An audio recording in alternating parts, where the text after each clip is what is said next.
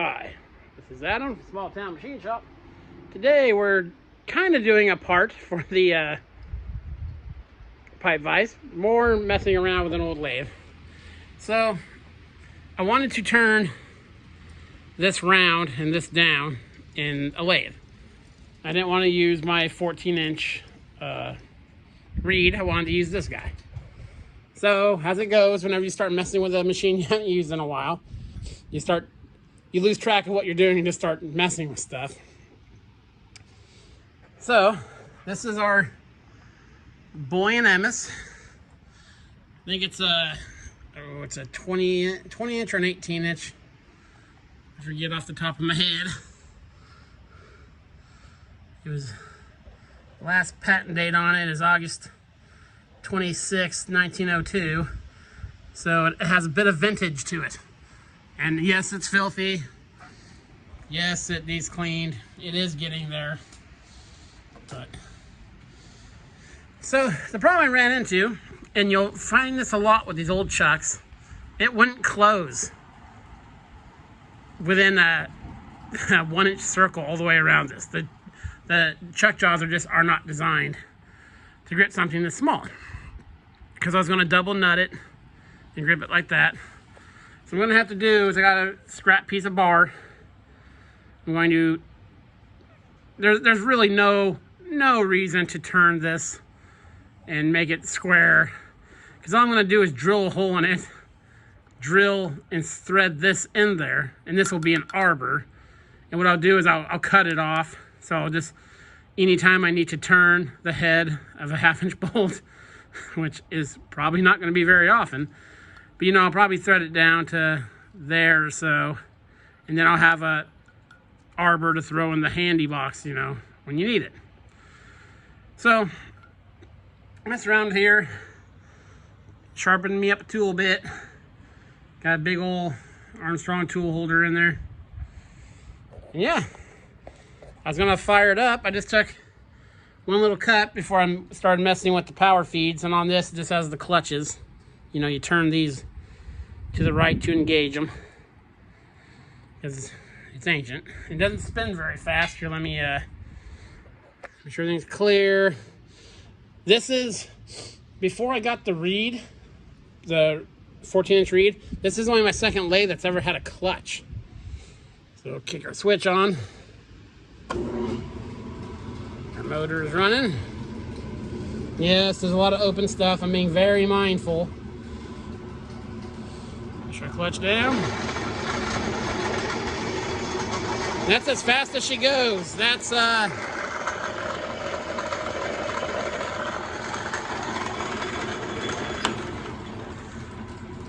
blisteringly fast 373 RPMs.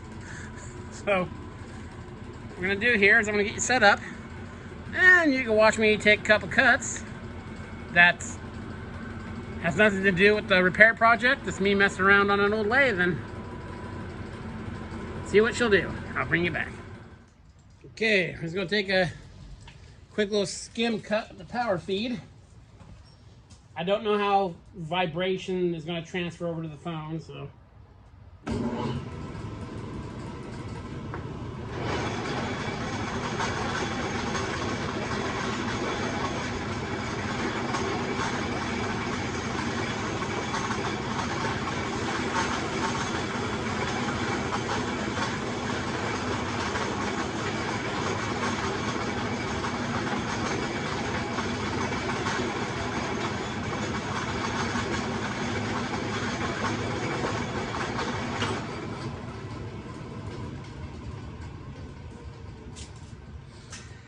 Go a little deeper. Let me zoom you in here. You can see what is happening. And that was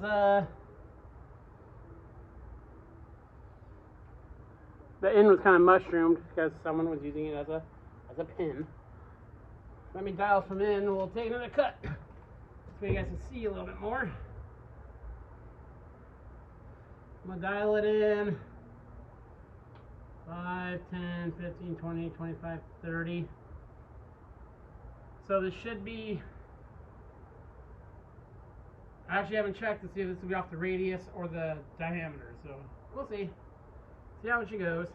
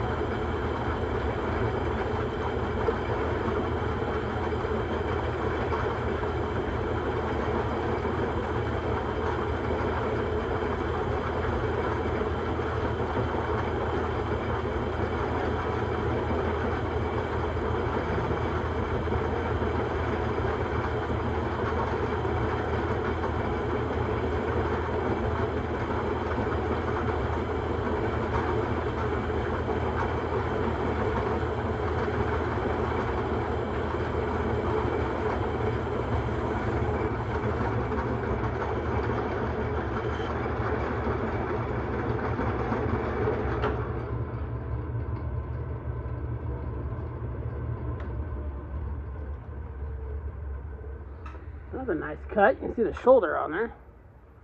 Not bad finish too, considering with an old lathe. And I know this carbide specifically designed for slower speeds and stuff. A nice, keen, high-speed steel bit really wins the day, and that's nice and smooth. Let me take a measurement here.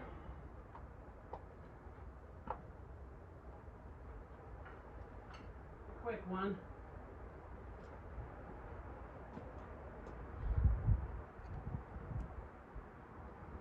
We're at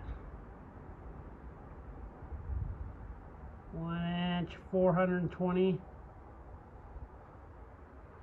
We're at 420. Let's go 5, 10, 15, 20, 25, 30, 35, 40, 45, 50 increments on the dial and see what that does. Okay, that from what I hear, these lathes this make nice cuts, everything. So let's put her a little bit to the test here. Again, I don't know if this is going to be 50 or 100. So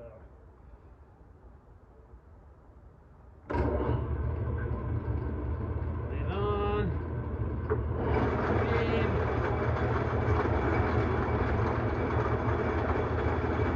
Torpedo.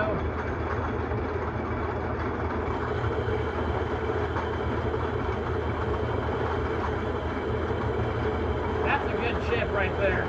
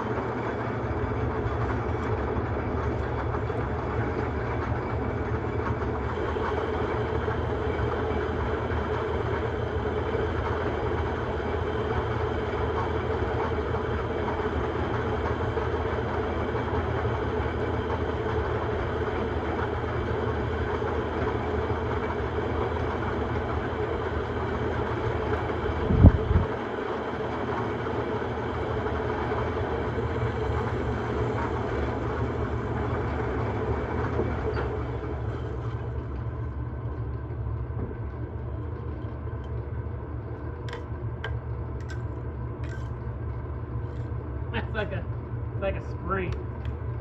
Let me turn this off. Now, of course, when you're filming and paying attention to multiple things, I instantly forgot the last number. Oh, I saved it. It was 1 inch, 420. Yeah. Took 100 thou off her, and there was no change in pitch to the motor or the machine. So, and again, pretty smooth. Of course, I sharpened the daylights out of that bit. Now we know it turns off the diameter. So I'll write that on the machine.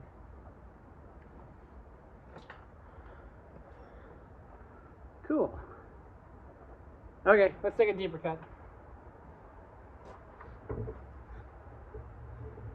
Again, too, because it's turning so slow, the gearing, we have a major gearing advantage here. That was, I mean, it was 50 off the, so, you know, it's double is what I meant there. So let's go,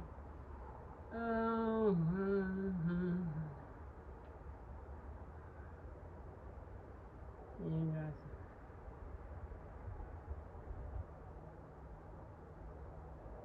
I really need to clean up this dial. Now that should be, this should give us a 200,000th depth of cut. We'll try hand feeding it first.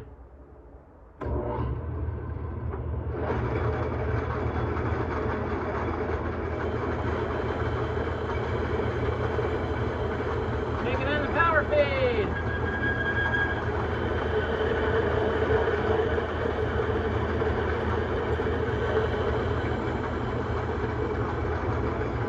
Get a nice brown chip. Obviously, I need to grind a chip breaker into there.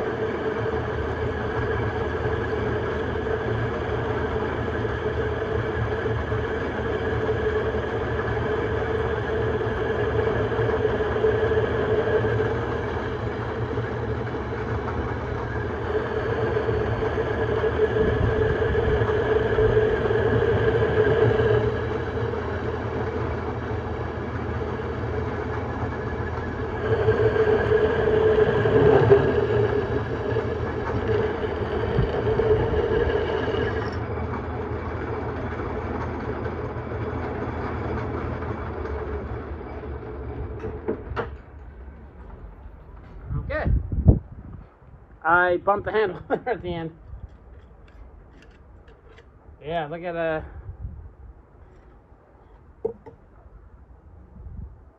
you know, that's not probably hot. It's not foil by any means. Okay, so now I've made it smaller than I wished because I was just messing around. So let me I